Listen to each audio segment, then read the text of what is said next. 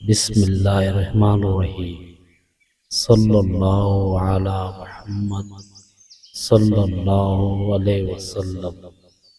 اللطیف، بڑا مہربان۔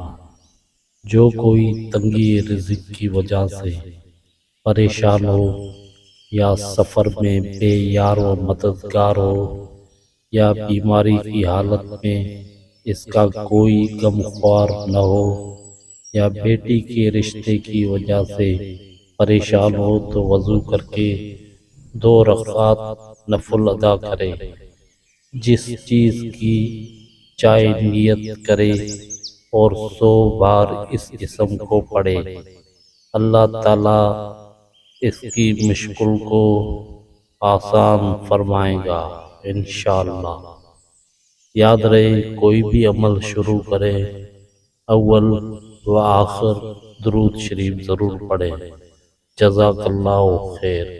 صلی اللہ علی محمد صلی اللہ علیہ وسلم۔